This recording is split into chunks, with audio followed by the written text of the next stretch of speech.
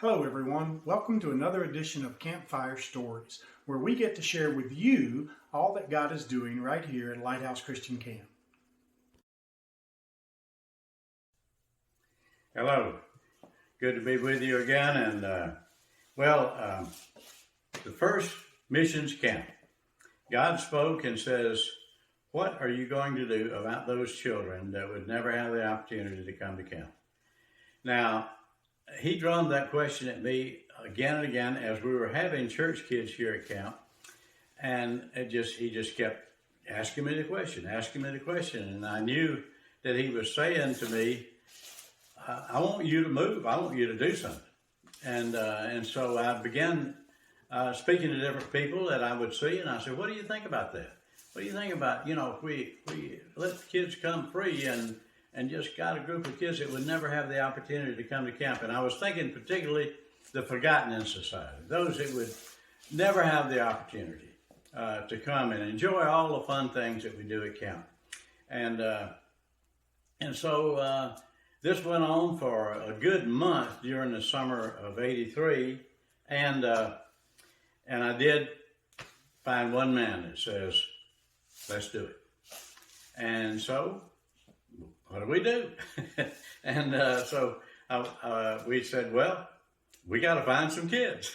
And so he lived in Nashville, and so we decided on a Saturday after camp was over that I would come down and we'd get together and we'd try to recruit a couple other people, and we got a few that did help us go out, and we just went out in the low-income areas of Nashville, the project areas, and we'd just catch a kid on the street and we'd say, hey, would you like to go to camp? And what kid's not going to say, yeah, I'd love to go, when we say, well, yeah, we got a lake up there and we'll go out on the lake and we'll do boating and we'll ride horses, and what kid's not going to say yes? And so we had a bus arranged that was a week at the end of the summer that we had left that we could do this week of free camp from Nashville children, and we'd go find a child and go and knock on the door, and amazingly we had a form said a bus is going to leave at a certain time,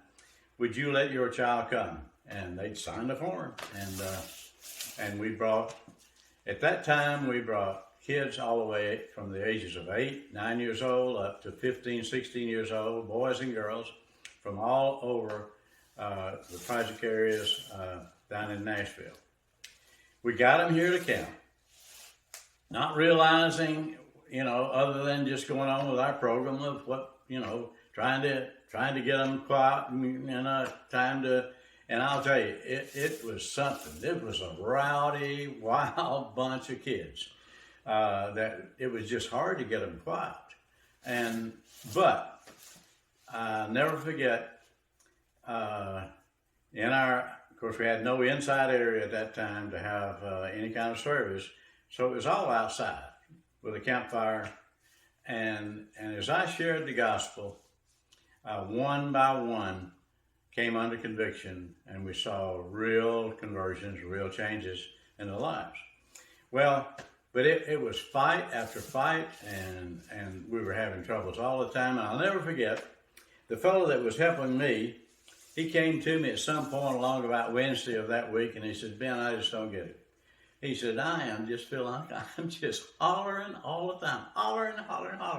And I see these kids, you seem to be able to get them to do what you want them to do, and they just come and hug you for it. And what am I doing wrong? And I looked at him and I said, you know what? I was thinking, that was me. I was doing all the hollering. And I thought you were the one that was doing good, and they coming and hugging you. I said, no, man. I said, we gotta discipline them. We have to tell them what to do right. And so as the week progressed, the fights and the things that was going on and all the wild stuff at night and running everywhere and trying to just get them into bed and get them quiet, it slowly shifted. And by Thursday, the camp was getting quieter. They were paying attention in chapel. More and more children were saved, and they were singing the songs. And now, instead of fighting, they're hugging one another. And by the end of the week, which was Saturday morning that week, as we tried to get them on the bus to take them back to Nashville, those kids were running and hiding and everything. They said they didn't want to go back.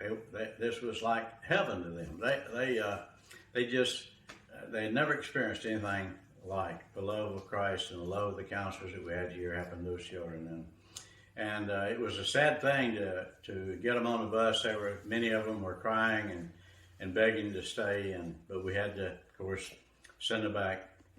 When that bus pulled out at the end of that week, with the kids waving out the window, God spoke again. And he said, well, you know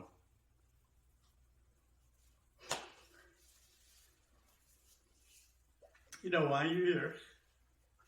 And what I knew, what God meant by that was, this will be a camp that will be devoted entirely to helping children all throughout Middle Tennessee area, bringing them free of charge. It would no longer be a church camp, but it would be a camp for the needy, the forgotten in society.